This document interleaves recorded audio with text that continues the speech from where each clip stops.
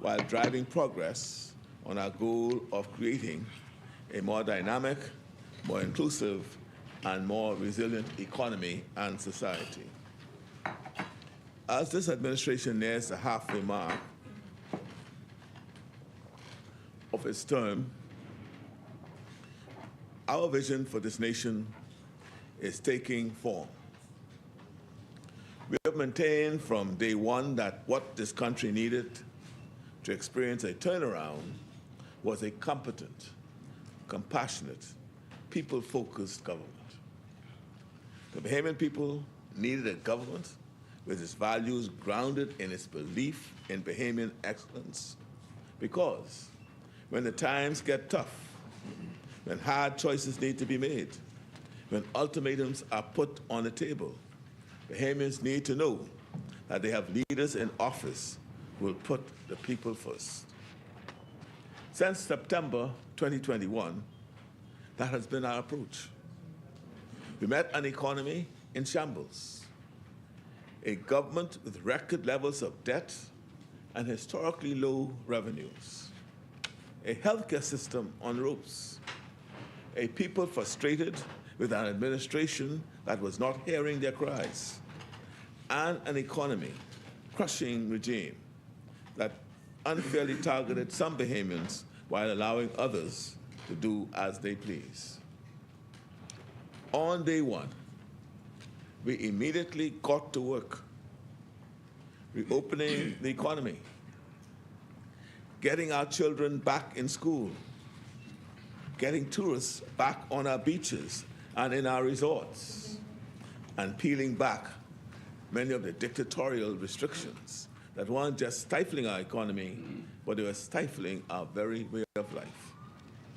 We accomplished this turnaround while putting in place common sense, data-driven pandemic management strategies that prevented the virus from spreading out of control, but still allowed people to make a living. Madam Speaker, I haven't forgotten those days. Mr. Deputy Speaker, I haven't forgotten those days, nor have the tens of thousands of Bahamians who felt traumatized, victimized, and financially strangled by the previous administration's policies. That kind of collective trauma is not easily forgotten. Fortunately, our recovery strategies were effective in getting the nation out of that dire situation as quickly and safely as possible.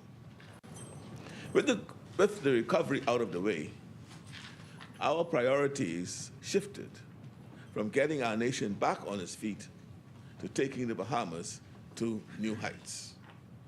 Regardless of the resources we put into pandemic recovery, we know that we still had to deliver for the Bahamian people.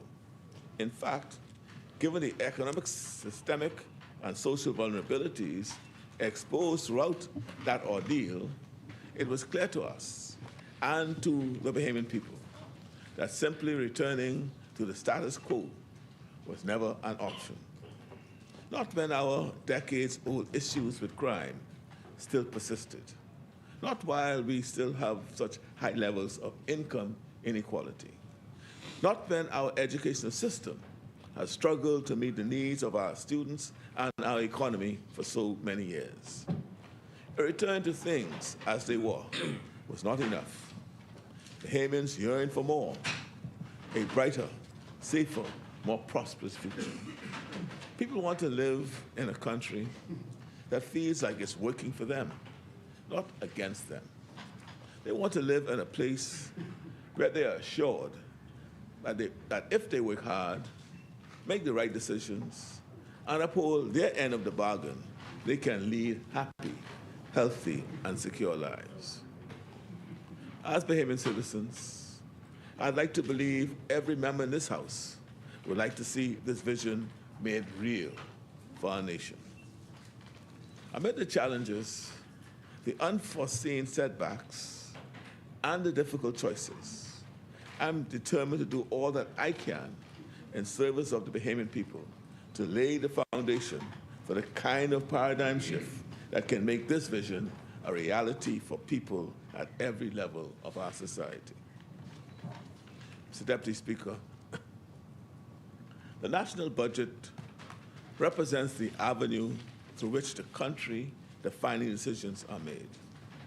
Within these numbers are the choices that reveal where an administration's priorities are placed. Mouths can say anything, but look at a government's budget and you'll see what is in the heart of its leaders. The number one metric any budget should be measured by is the outcomes it generates. What was the return on investment? How were people's lives and livelihoods secured and improved as a result of these activities? How have the goals of an administration and a nation have been met? I can say with confidence that this mid-year budget brings us closer, step by step, policy by policy, program by program, to that brighter future we all envision. Currently, the world is going through an economic slowdown. Countries around the world are seeing a decline in GDP growth. Some are even seeing a contraction. Governments are tightening their belts and bracing for rough landings. It is a testament to the effectiveness of our economic strategies that our economy, a tourism-related, import-dependent economy, continues to see GDP growth at a rate of over 4%, placing us above the global average, above many so-called self-sufficient and developed economies, which saw their economies slow to at least 1.4% in growth. We often say tourism and service-dependent economies are particularly vulnerable to external shocks, but we are holding firm. This, Mr. Deputy Speaker, did not happen by accident.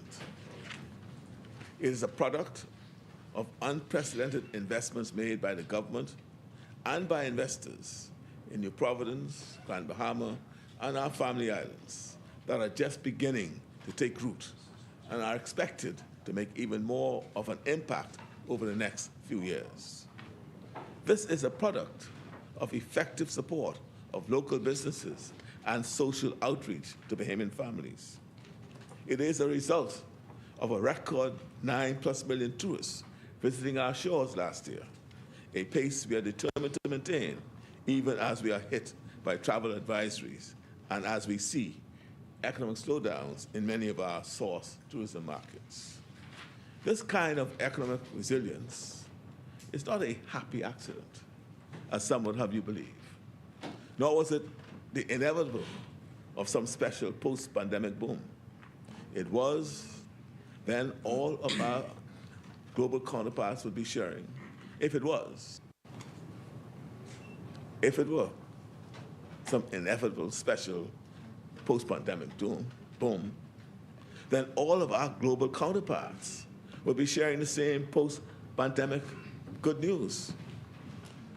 That is a common talking point we hear from those who try to discredit our success. Do our critics believe that it is only the Bahamas that adorns the cloak of inevitability? Does every nation in the world except us earn their own success? Why aren't they all growing and performing the way we are? The critics would have the Bahamian people believe that we have not earned the successes that they feel and see. But we cannot accept that narrative. What we are seeing is the product of strategic and national investment and a focus on empowering and uplifting people. In just 2 years, we have seen historic progress on many different fronts as we roll out a comprehensive strategic development plan. The good news is that despite the record-setting pace of our administration and the tremendous amount of progress we have made, spending has remained under control, and the government's fiscal situation continues to improve.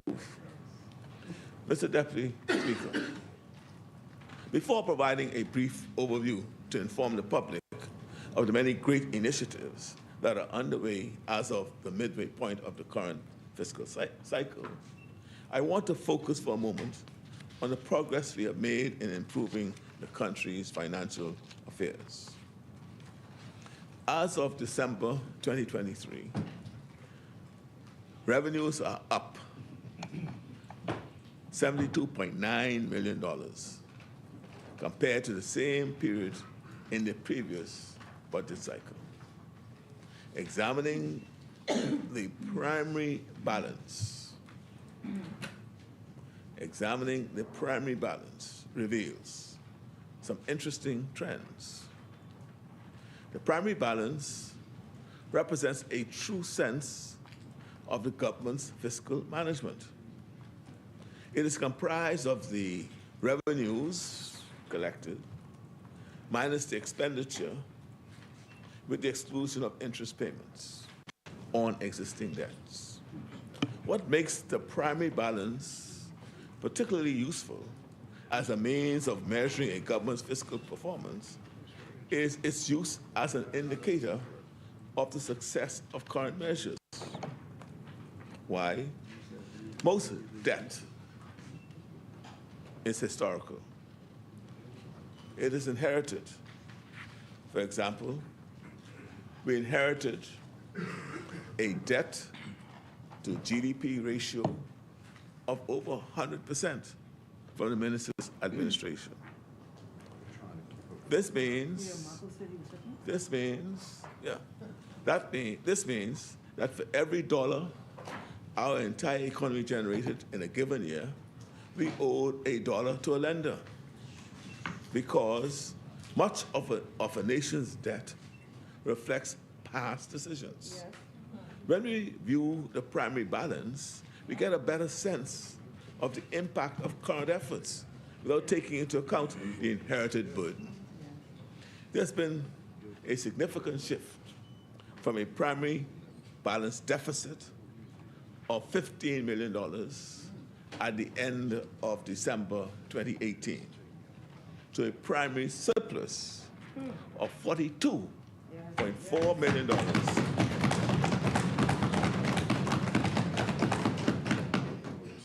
In the present period. This reversal indicates a positive change in the government's financial position. It is worth noting that this is not the first time under this administration that we have experienced a primary surplus. In fact, during the same period last year, we also observed a primary surplus of $4.9 million. These consecutive years of primary surpluses highlight the government's mandate to generate revenue and manage its expenses more effectively, thus contributing to overall fiscal stability. However, we still recognize that interest costs are important to monitor as we continue to carefully manage our national debt, much of which is inherited. In fact, we've been able to reduce the debt to GDP ratio by nearly 20%, from the 100% I mentioned under the previous administration to now 81.7% as it currently stands. This is a testament to our prudent financial management strategies.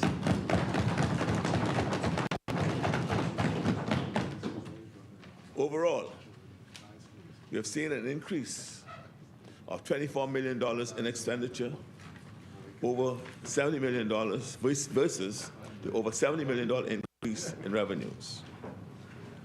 Yes, there's been an increase in expenditure of $24 million, but yet still, as I said, the over $70 million increase in revenues collected.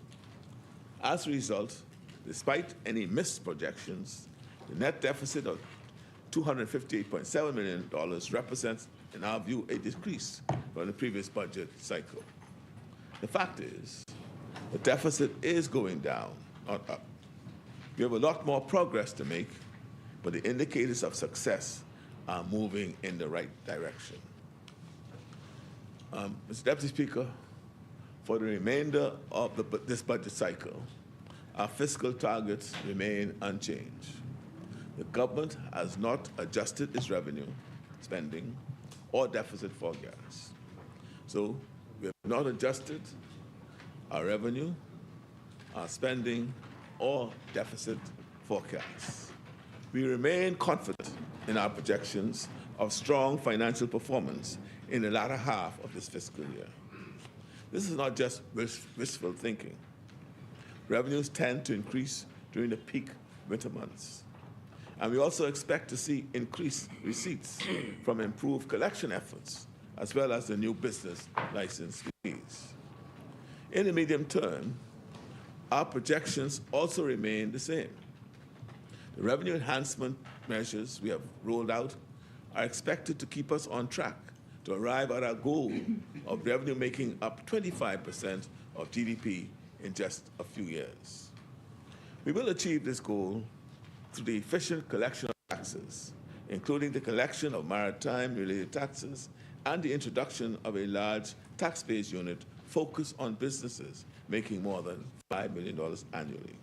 Not a small corner store or side hustle, but the multi-million-dollar businesses that have been living up to their tax, that have not been living up to their tax obligations. Our efforts will crack down on the over $200 million in missed revenues due to the smuggling of goods into the country. This includes about $100 million directly attributed to the smuggling of alcohol and tobacco products. We are tightening the collection of VAT, customs duties, business license fees, and real property taxes, generating the revenues needed to live up to our international obligations, while also launching the initiatives needed to empower our people. We are living up to our promise to the Bahamian people to avoid new taxes that unnecessarily place additional strain on families by improving the collection of taxes and fees that are already on the books. I know there are those who have engaged in a campaign of misinformation. They are taking advantage of the public's frustration when it comes to high prices, which are primarily fueled by global inflation, and saying that it is due to taxes. The fact remains that since coming into office, we have lowered the overall VAT rate and lowered customs duties on many essential goods. Where taxes and fees have been increased, they are primarily geared towards certain categories of business owners, boat owners and property owners. For example, the qualified domestic minimum top-up tax, right, which is our approach to corporate income tax, will only affect the multinational corporations earning more than 750 million euros a year. As much as I'd like to live in a future in which many Bahamians own multinational companies, bringing in nearly $1 billion a year, we are not there yet as a country. So we can safely say that not a single Bahamian-owned venture will be directly affected by this tax. And through this tax, we hope to generate an additional $140 million per year in government revenue. As a part of the ongoing misinformation campaign, there are those who began saying that droves of businesses will leave the Bahamas as a result of this tax. To be clear, Mr. Deputy Speaker, this tax is in part designed to live up to our commitments to the OECD. The vast majority of countries in the world, including those like us, who didn't previously have corporate income taxes, will be introducing similar regimes or face the threat of blacklisting and other possible consequences. Rather than wait around to be accused of non-compliance, we have taken proactive action to introduce this corporate income tax. Our prospects as an appealing jurisdiction for investments and the operation of multinational corporations are just as strong as they ever were. If these companies don't pay their tax here, they'll simply have to pay the same tax to their home jurisdiction. We have managed to retain many of our competitive advantages, as all nations will be on the same playing field in relation to corporate income tax. So if they're operating here, and we have the opportunity to tax them, get 15% of their profits, and if we don't collect it here, they'll still be obligated to pay it in their home jurisdiction. Well, I mean, we need to collect. We need to collect it here. It only makes sense. It's only prudent for us to ensure that they pay their share here and not in their home jurisdiction. But the bigger point here, and the one that speaks to the true importance of this change, is why should companies, like I said, operating within the Bahamas, making more than $750 million euros per year, not contribute at all to our country? Isn't that an important point?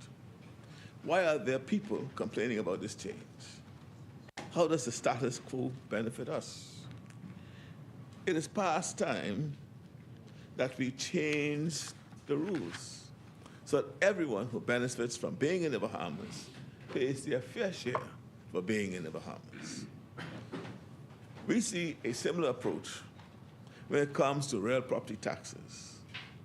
The government will benefit from the collection of up to $800 million in real property tax arrears. In fact, we have already begun the collecting of these monies owed. We are projected to collect $340 million this year, compared to less than $250 million collected at the beginning of this term. This is despite moving the threshold for payment from $250,000 to up to $300,000. The chair recognizes the honourable member for Marco City. Thank you. The Prime Minister. This is despite moving the threshold for payment from 200. I'm asking. No, but here, what basis? Mr. Deputy. Honourable members. Yes, Mr. Deputy.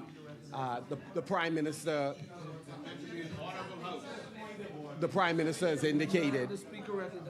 The Prime Minister has indicated to the public that it is the government's intention to collect $140 million this year and potentially a larger sum going forward. Mr. Deputy, the Prime Minister in that case would be misleading the public for the simple reason that they have not yet taken this matter to Cabinet to make a determination to begin to collect the money. So you have January. January, we've already lost that income. According to the IMF, this particular provision has already been implemented by multiple countries. Some of their members are in the Bahamas, so we are already losing income. There's no possibility of collecting $140 million if you've already lost January. You've lost February, and you'll lose March. That's roughly $12 million a year that the Prime Minister cannot collect as the Minister of Finance. So it will not be correct for the public to believe that it's a possibility of collecting that. He can't collect it. They have not passed the law yet to make it happen, sir. That's the point. Say, look here. As a deputy speaker, we have to sit and listen. All right, the member is suggesting that I said that we could collect $140 million this year. Where did I say that? I never said that. I never said that. Right? Where did I say that? Listen to what I'm saying and stop just jumping up. Listen to what I'm saying. I said we intend to introduce the tax, right? And it is suggested that we'll generate an additional $140 million per year in government revenue. That's what I said. I never said we collected this year. Right? So, I mean, that's what, and I read it again. No, but, Speaker. Order, members. So, Order. so and obviously, somebody just he appeared to be reading from his phone. Somebody WhatsApp him. Let those person tell him what the whole process, what the process is, right? Order, members. There was a process for this. And if the member was really serious about his role as leader of the opposition and as a role of wanting to be where I am, he would be following what's been happening. He would have been able to recognize that we do have a white paper that was published from last year, so asking for income and asking for input to suggest how we should do it. He would have known that, and he would know that there's a process, right, Mr. Speaker? Speaker. It is not a white paper. We are arguing that the Prime Minister has not got a white paper. He released a green paper on the consultation, not a white paper. And we've answered that. We answered that paper. What color was the We paper? have been paying attention. What they have not been doing to bring it to Congress so that from January we can discuss $12 million a month. And all I'm saying is they have the ability to collect that money in January, February, and chances are they will be ready until about the whole of this year. First of all, you know, Mr. Deputy Speaker, first of all, the member's been totally out of order, right? Totally out of order, right? Totally out of order. There's not a point of order. And Honorable members, his observations, he has an opportunity. He's going to be speaking. Honorable members. He's speaking. He can put that in his contribution. Honorable members, we are just starting, members. We are just starting the debate, and everybody has a chance to contribute. So let's just try and get through this amicably. And see, I don't follow him, and you know, mislead the public. What did see? He's misleading the public, right? Because he don't understand what he's talking. Don't understand what he's talking. Boy, Kalani, I'm glad you reached, man. At least you was listening. I know. Yeah, that's true. Yeah, Kalani, I was reminded that I never thought I would have said that. But I said it. I'm glad you hear me. At least you listen. At least you understand these processes. You know, he should take more lessons from you. Then, you know. Got a long way to go, son. You see, Mr. Deputy Speaker, we're talking about approaches we've been taking to ensure that we collect revenues that's on the books. And as I indicated, you know, we intend to collect the real property taxes. And again, I want to remind the Bahamian people that we increased the threshold for exemption in respect to real property tax. So if you fall in the category of someone who owns a home that is under $300,000 and under, real property tax don't impact you. This conversation is not for you. It's for those whose homes are worth much more. And the collection and the efforts to collect is designed for those persons who have not been paying. All we're saying, you've not been paying, we just want you to collect. And we are approaching in that way. And so, as I said, there are many people whose properties are worth less than $20,000, and they'll have to pay no real property tax at all. The vast majority of the real property tax owed in this country that we have done an analysis of are by owners of high-value properties. A huge percentage of those high-value properties are second home owners.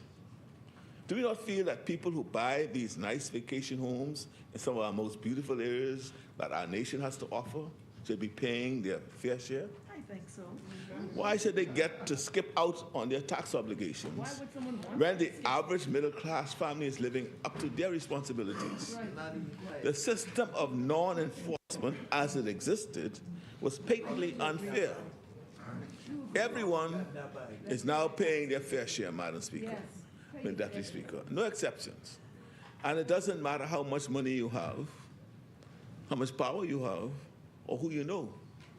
The Department of Inland Revenue has stepped up to ensure that tax collection is done in a fair, transparent, and efficient manner.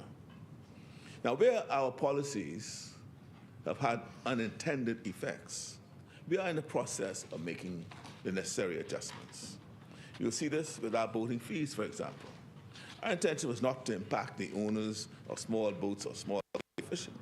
So we are in the process of making adjustments to fine-tune our focus and provide relief for these groups, while also ensuring that owners of luxury crafts who come here to sail and enjoy our pristine waters pay their requisite fees.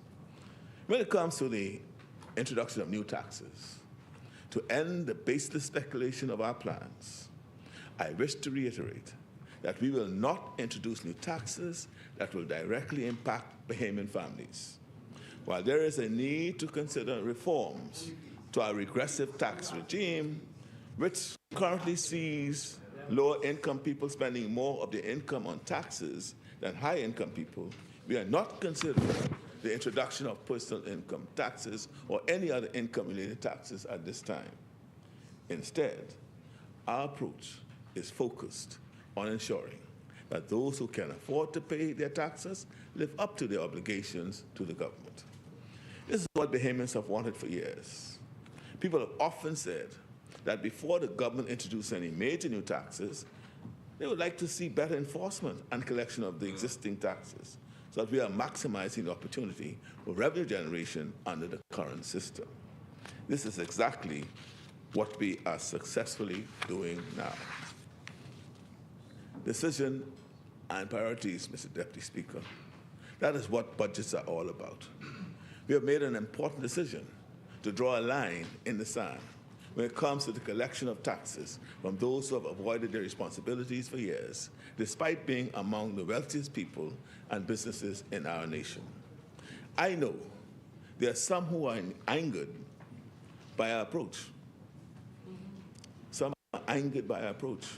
They're thinking, how dare we go after the elite? Some people have been evading their business license fees, their customs duties, and the real property taxes for so long. It now feels like they are being targeted when we ask them to finally pay what they owe. As the quote goes, when you are accustomed to privilege, when you are accustomed to privilege, equality feels like oppression. And I repeat that. When you are accustomed to privilege, equality feels like oppression. But this is a new day, and we are building a new, fairer Bahamas. The world has taken notice of the ways this government handles its affairs differently too. That is why, more than ever before, our voice is being included in international affairs. We are being invited by leaders of countries and top executives in multinational funding agencies to participate in conversations of global importance. We are leading the way on climate change, climate justice, and climate reforms. And we are standing up for Bahamians on the international stage. We have joined with other countries to hold the United States accountable for the flow of illegal weapons into our borders, because we cannot ignore the role that guns manufactured in the United States play in high levels of gun violence we see on our streets. We have joined with other developing nations to decry the unfair application of international standards and moving goalposts related to financial services. And we have successfully lobbied for the United Nations instead of the OECD or EU to be the leading international body in developing standards. Yes. Our Attorney General, Ryan Pinder, was instrumental in reversing the folly of the Minister's administration's handling of the Economic Substance Reporting Portal that landed us on the EU's blacklist. Thanks to our efforts and advocacy, he will now sit on a committee charged with developing fair international standards at the UN. Yes, ma'am.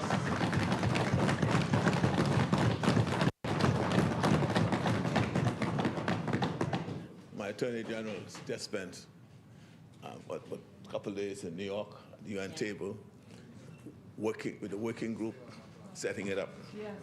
And part of the lobbying is, blacklisting should be a thing of the past.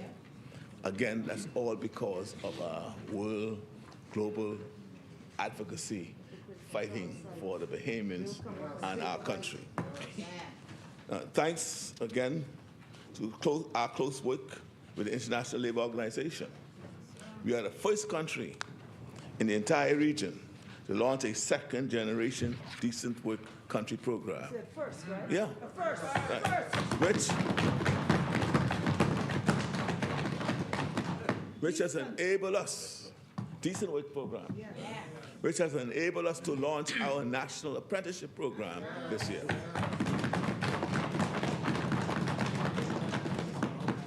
We are attracting investments from new regions like the Middle East and establishing relationships in new regions, expanding our financial services outreach to the Asian market, and fostering diplomatic ties with African nations. This is the most traction we've ever seen internationally, and we'll keep the momentum going. When it comes to the current budget cycle, we have taken a balanced approach, prioritizing the nation's fiscal health, but not embracing austerity at the expense of prosperity for our people.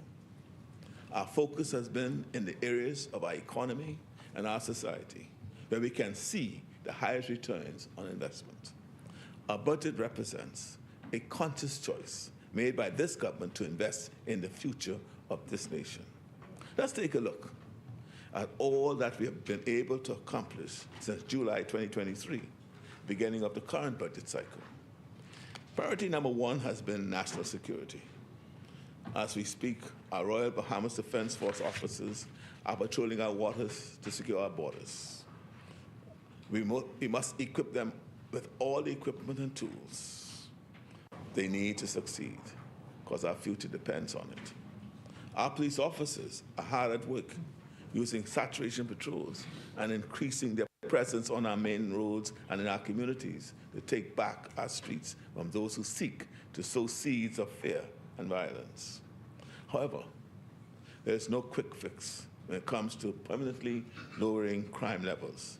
We have seen surges in violent crimes for decades. The truth is that the government and police force alone cannot completely eradicate violence.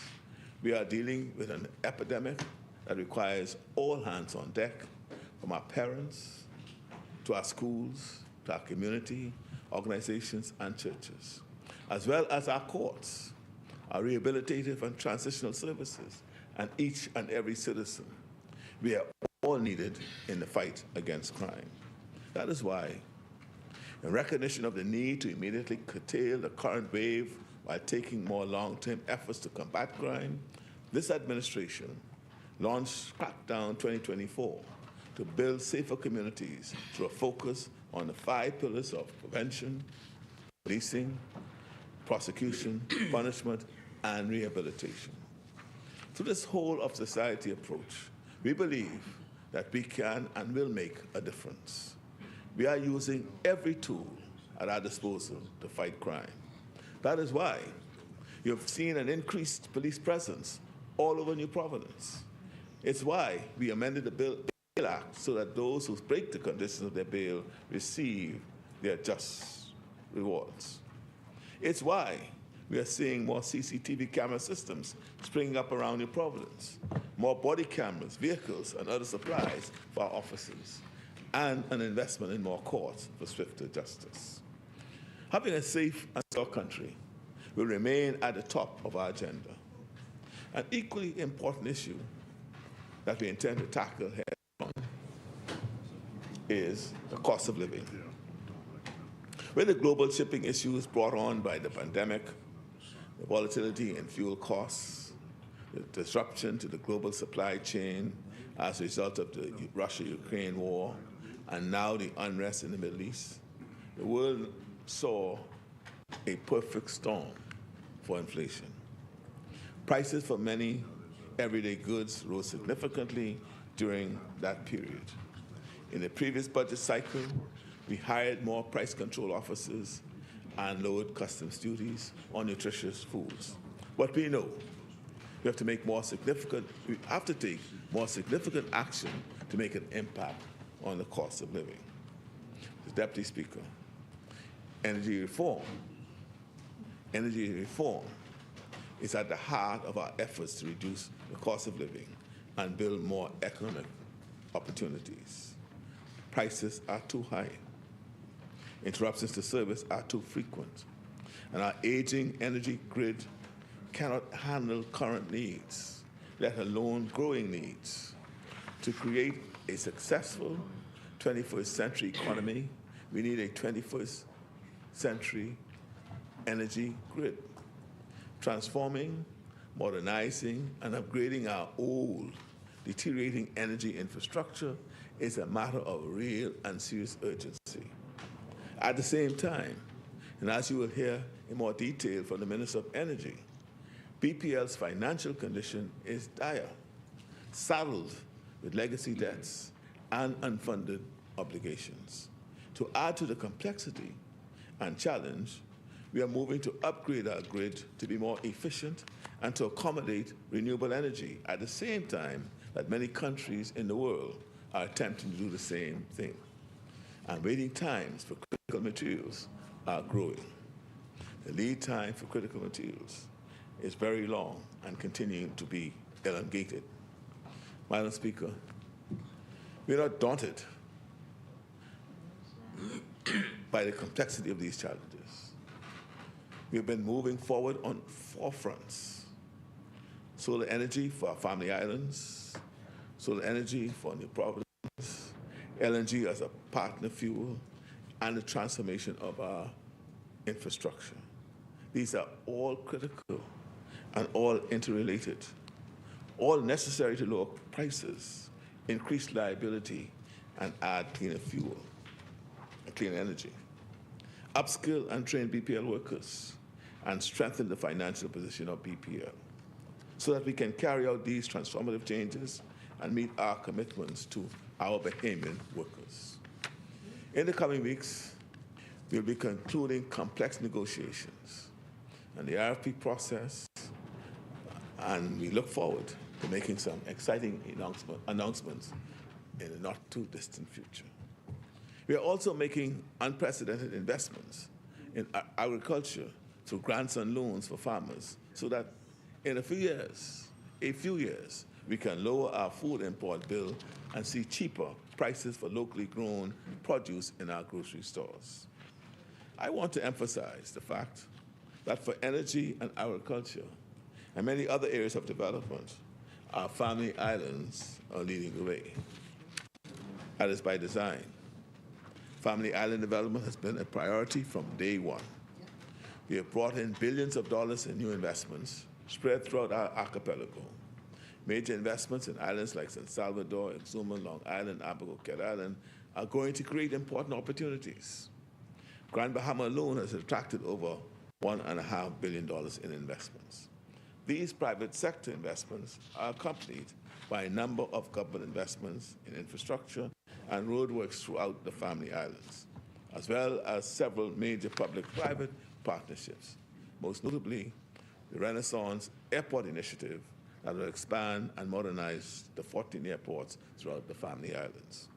These major works throughout our archipelago have been launched during this budget cycle.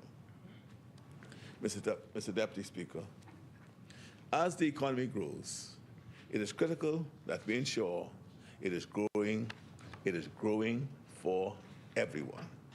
That is why, as new jobs are being generated, we are investing in training and education initiatives, like the Renewable Energy Program at BTVI, that align with the direction our country is headed.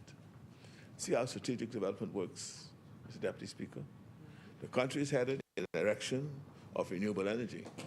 So we are educating and training young Bahamians for the jobs of the future by the launch of the renewable energy program at BTVI. This goes back to my point about having a government that believes in Bahamian excellence. The National Training Agency is strengthening and expanding its offerings. The University of Bahamas, UB, is continuing to grow. The PS PEP 50-week program participants have gained employment in both the public and private sectors. And we are currently laying the groundwork for the first ever National Apprenticeship Program, which is expected to be launched before the end of the year. This apprenticeship program will be available to Bahamians 16 and up. We are also streamlining and integrating training programs throughout the nation to ensure that we are synergizing and not duplicating efforts. The beautiful thing about our approach is that there are opportunities for professional development for everyone. While UB is a great opportunity for some, you don't need to be college-bound to participate in these opportunities and begin building a career. We have a specific focus on the inclusion of persons with disabilities, women, family islanders, people with criminal records, and the youth. This will be the most inclusive and expansive approach to national skills development ever rolled out as we secure employment opportunities for Bahamians. The pilot for the National Apprenticeship Program is being launched before the end of this year.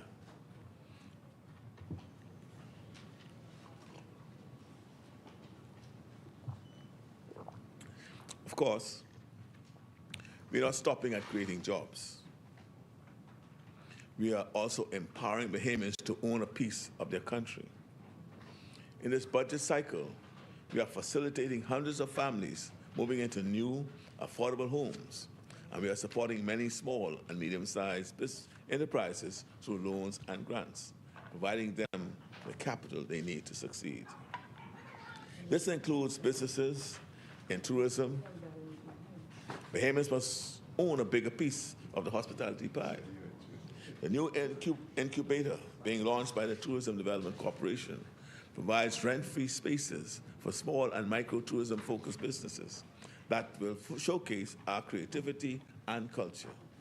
It is critical that we elevate Bahamians who are delivering authentically Bahamian experiences for visitors to our shores. These are experiences that can only be found in the Bahamas. This incubator pilot, once successful, will be replicated throughout our islands. We are giving Bahamian business owners a real chance at success, reducing the cost of operation so that they can grow their businesses. That is the true job of the government, not to merely provide jobs for people, but to create a fertile environment where their businesses can grow and they can go on to provide the jobs and grow the economy. This is yet another initiative that is being facilitated during this budget cycle. As we invest in the future, we also recognize the need for further reforms and investments in education. We have already launched the National School Breakfast Pilot Program to feed our children, and in just a few days, we'll announce an expansion to even more schools.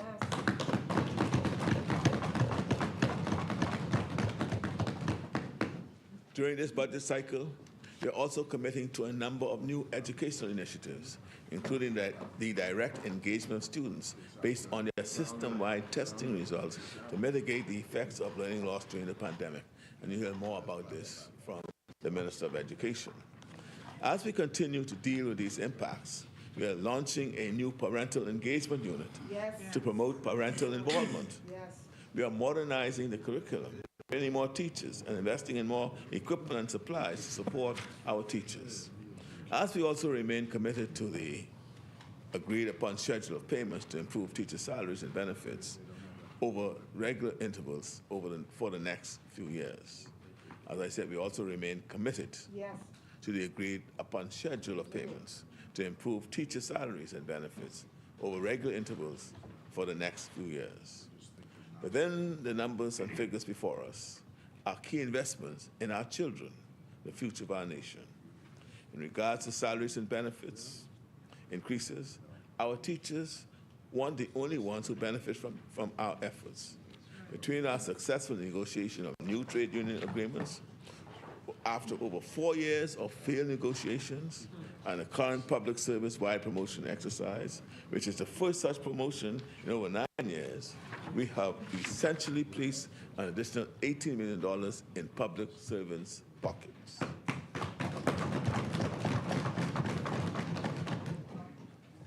When we first announced this figure, the leader of the opposition was so blown away by our efforts to give public servants decent wages and benefits that he immediately called for these numbers to be fact-checked. But we are giving pure facts today, Madam Speaker. The opposition, after not having a public service-wide promotion for their entire term, after putting a stop to annual increments designed to help people cope with the rising cost of living, after growing the public service promotions backlog and not negotiating a single unit agreement during their 4 years in office, how could they expect the number to be a small number, Madam Speaker, Mr. Deputy Speaker? We not only have to give public servants the increases they deserve, we are also playing catch-up to cope with the previous administration's complete and utter failure to prioritize our public servants in a real and meaningful way. You can truly tell what drives the government by its budgetary priorities. The truth is in the numbers.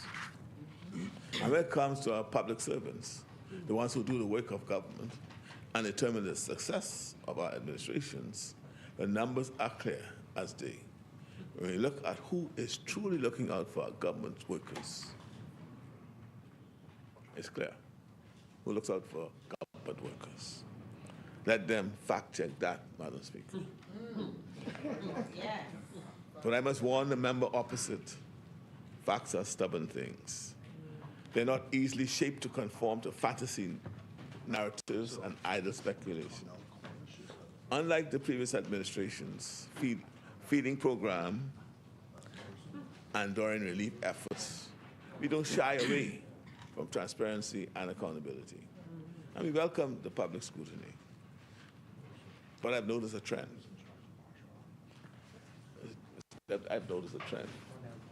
Whenever we have good news,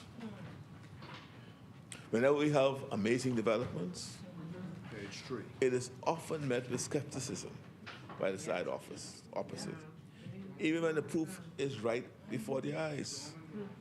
They are skeptical about public servant promotions. They are skeptical about our fiscal performance and projections. They're skeptical about the record-breaking tourism numbers. Even when the National Statistics Institute announced the job markets last year, using the same methodology they always use, regardless of which party is in power, the side opposite questioned that. All of a sudden, Right? Same people. 10 minutes later, The nation received good news, Mr. Deputy Speaker. They don't like the news. Employment is at its lowest level since before 2008 recession. There are 16-year-olds graduating from high school this year and about to enter the job market who weren't even born yet the last time employment was this low. The good news is often met with skepticism, but let it be something bad. Let it be something bad. Good news is bad. celebrating. A blacklist warning, a projected downgrade, a travel advisory, or some international critic They get stimulated. making negative commentary. All of a sudden, the skepticism goes out the window, and they believe every word they hear. Wishing for Mr. the Deputy worst Speaker, for Bahamian people. Mr. Deputy, you got to watch out for people, in your life. You got to look out for people in your life who always question your good news, but are quick to run and spread negative gossip about you. Dragon slipper, man. I know the opposition has to do its job as the opposition, but that job should be based on the facts, not political expediency.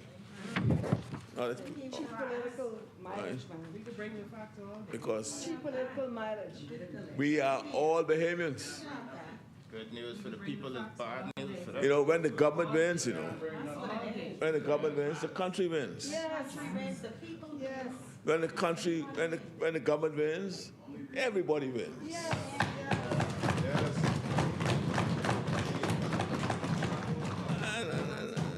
And I believe every member of this honorable house, I believe everybody in this honorable house can appreciate that fact. I think so. I don't know. Mr. Deputy Speaker.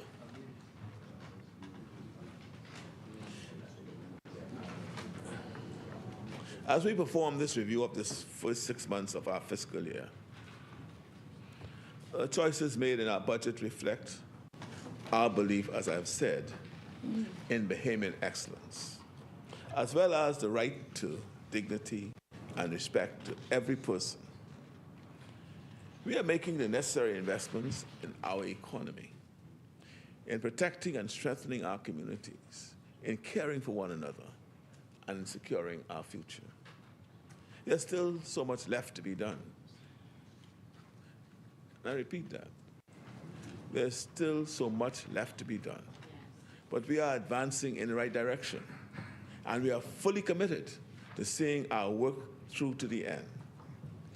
Changing the status quo is not meant to be easy. The work we are doing is not for the faint of heart. But together, working and walking with the Bahamian people, we can build the country that we deserve. We can build the opportunities we envision, and we can build a future where every Bahamian has a fair chance at leading a healthy, happy, and fulfilled life in a place they call home. Yes. I want to thank you, Mr. Deputy Speaker.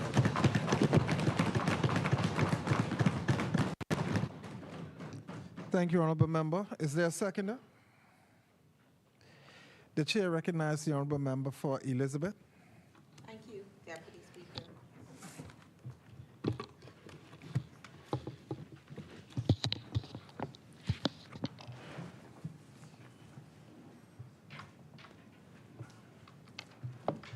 Thank you, Deputy Speaker. As always, I give gratitude to the voters of Elizabeth for electing me as their representative. I trust that I have been a strong advocate for their aspirations and that my work in the constituency is seen as making a positive difference. Deputy Speaker, I rise in support and to second the midterm budget and to provide an update to the Bahamian people on matters within the Ministry of Energy and Transport. Mr. Deputy Speaker, the ministry is pivotal to improving the lives of Bahamians and supporting the economic growth and development of our country. This understanding of our important role forms the framework and philosophy behind the policies and initiatives we seek to implement and drive as a ministry. Deputy Speaker, through the Ministry of Energy and Transport and the agencies under my portfolio, Bahamas Power and Light, commonly known as BPL, Road Traffic Department, Postal Department, Port Department, Meteorology Department, and the Aircraft Accident Investigation Authority. We aim to address existing challenges and deliver transformational, positive change for all Bahamians. Deputy Speaker, all of us in the Cabinet and indeed in this Parliament want to see a better Bahamas for all of our people. As elected leaders, it is our responsibility to take steps to bring about positive, meaningful change. Change, Deputy Speaker, does not happen by chance. Rather, it is driven by a deep sense of purpose, strong vision, and bold action. Our mandate is clear, Deputy Speaker.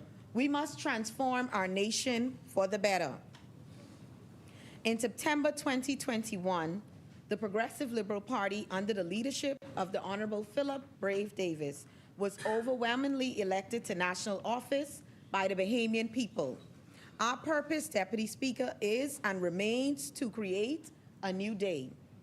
A new day means being bold but measured, thinking big but realistically, talking straight and recognizing that Bahamians are not satisfied with the status quo and deserve more.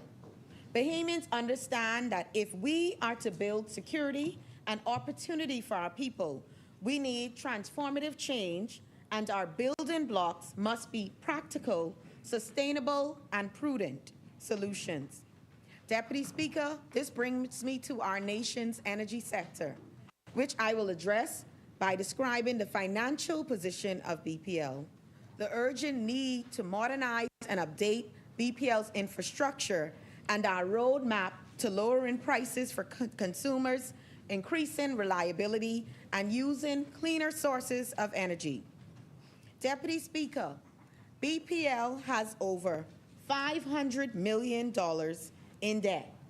Yes, that's right, over $500 million and counting. It owes banks, it owes the government, and it owes employees' pensions are underfunded by $120 million. You heard me right, Deputy Speaker. The employees' pension is underfunded by $120 million. Big change is needed. Deputy Speaker, BPL operates 29 power stations on 17 islands. Over the next 5 years, BPL will need an investment of over $500 million to upgrade its infrastructure. That's $300 million in new generation in New Providence and in the Family Islands, $130 million in transmission and distribution in New Providence in the next 2 years alone, $35 million in advanced metering infrastructure, and $70 million in other costs. Deputy Speaker, today, to fix BPL, we need over $500 million to address its debts and over $500 million to upgrade and improve aged and deteriorated infrastructure.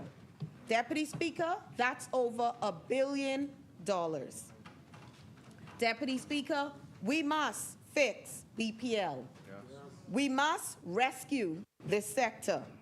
We have a plan, and we believe that our plan is transformative and market leader. Deputy Speaker, our plan has 4 components, each of which is necessary to finally deliver to Bahamians what they deserve. 1, lower prices. 2, increased reliability. 3, cleaner resources of energy and resiliency. The components are, and they incorporate, solar as a blended source of energy in the Family Islands with a view to replacing 100 megawatts of generation and infrastructure. We received 29 proposals in response to our request for proposals, and we are presently evaluating those proposals and intend to notify the successful bidders by the end of March this year. Incorporate solar as a source of 60 to 100 megawatts of power generation in New Providence. We have issued the RFP, and the deadline for submitting proposals is the 28th of March, 2024. Replacing and upgrading much of transmission and distribution system in New Providence to improve reliability and reduce costs. And 4, ensuring New Providence has 340 megawatts of power to meet demand now and be in a better position to meet forecasted growth in the coming years. This requires replacing aged and obsolete generation, purchasing considerable additional new generation, and introducing LNG, liquefied natural gas, to increase efficiency of the generation assets, lower the overall costs, and reduce environmental impacts. Deputy Speaker, ours is a multi-pronged approach aimed at the revitalization and modernization of BPL. These steps are essential, but BPL does not have the financial resources to execute the plan. Therefore, it is paramount that we attract capital and expertise where needed to ensure that we build a robust and resilient utility capable of servicing the Bahamian people for generations to come. Our goal is to select partners who are best in class and have the global reach to achieve the gold standard. Deputy Speaker, that's what our plan is. Now, because there have been a lot of noise and confusion, let me make it abundantly clear what our plan is not. It is not an effort to privatize BPL. BPL is not for sale. We are going to leverage strategic partners to ensure that BPL remains a viable energy utility meeting the current and future needs of all Bahamians.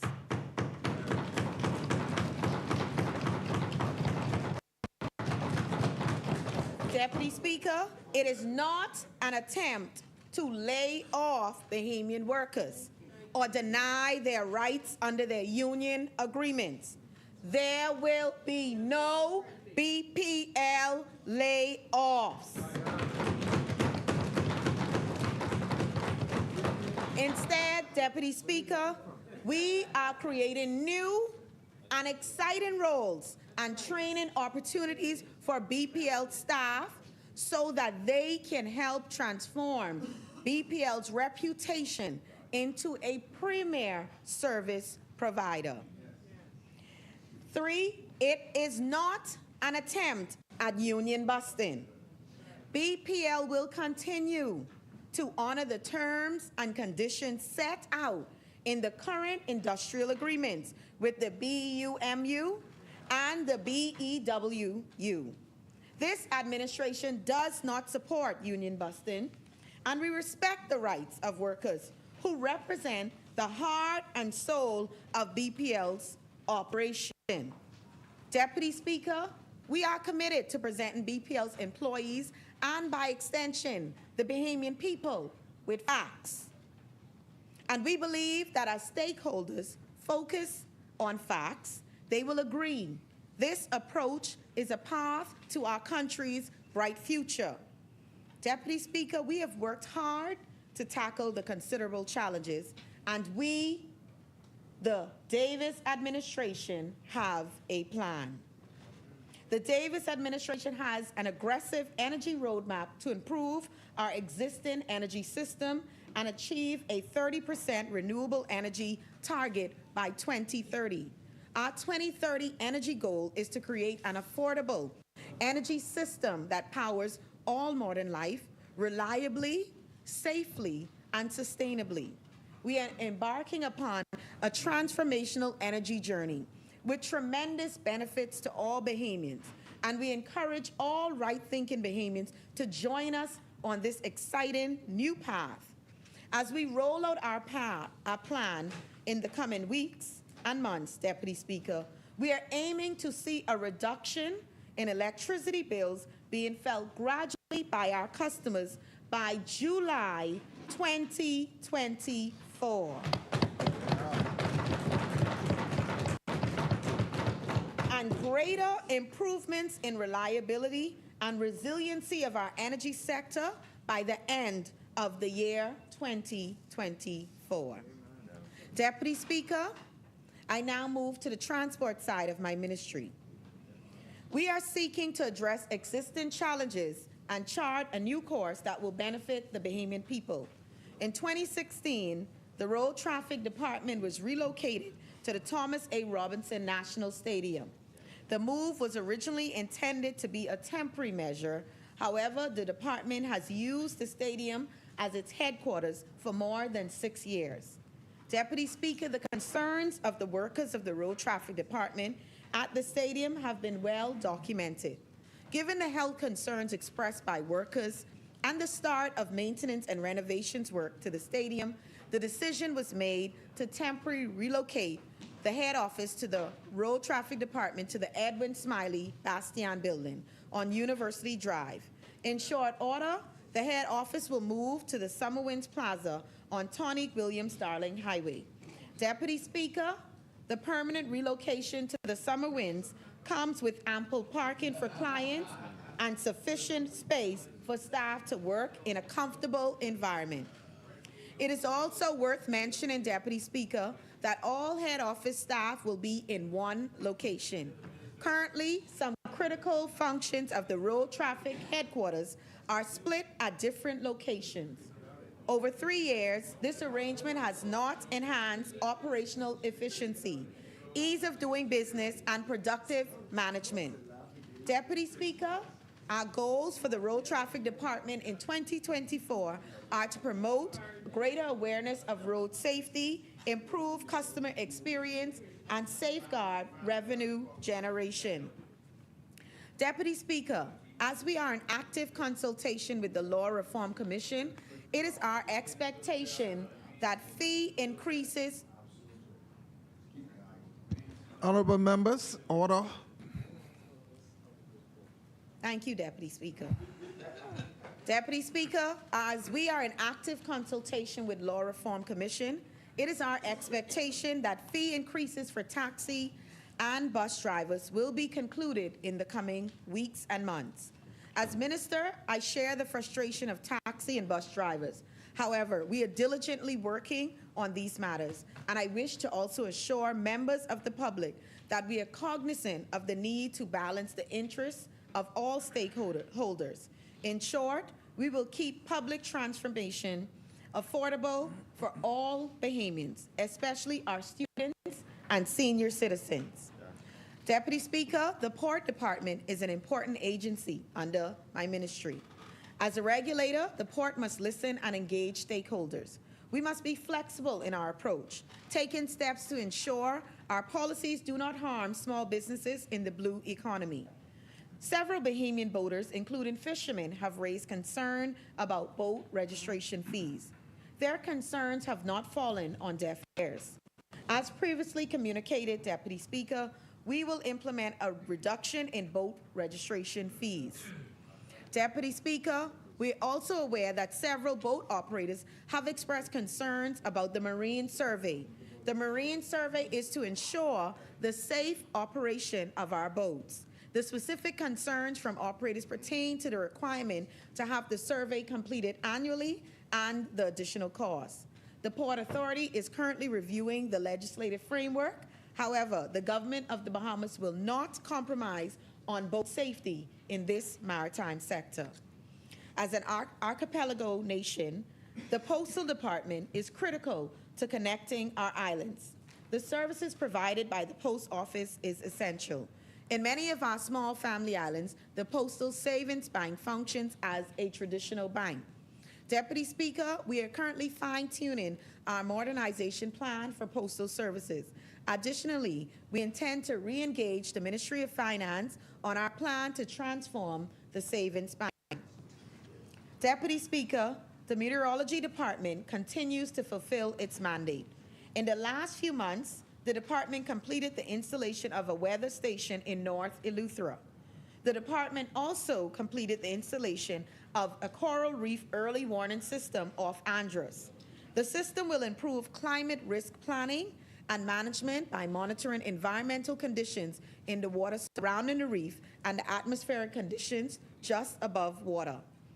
Deputy Speaker, I also wish to advise this House that the first installment of the Niccolo P. Small Meteorology Cadet Program was a resounding success. In short order, we look forward to launching the second edition of this program and invite students around the Bahamas to register for this initiative. Deputy Speaker, the Aircraft Accident Investigation Authority continues to be resolute in meeting its mandate to the Bahamian people and the wider traveling public. The authority has facilitated safety training for aviation stakeholders covering such topics as hazard and evidence awareness for accident responders and human factors in aviation. Quite impressively, Deputy Speaker, the authority has achieved 100% compliance with the International Civil Aviation Organization. Annex 13, Standard 6.5, which requires that all incident investigations be completed and final report made publicly available as soon as possible and within 12 months from the date of occurrence.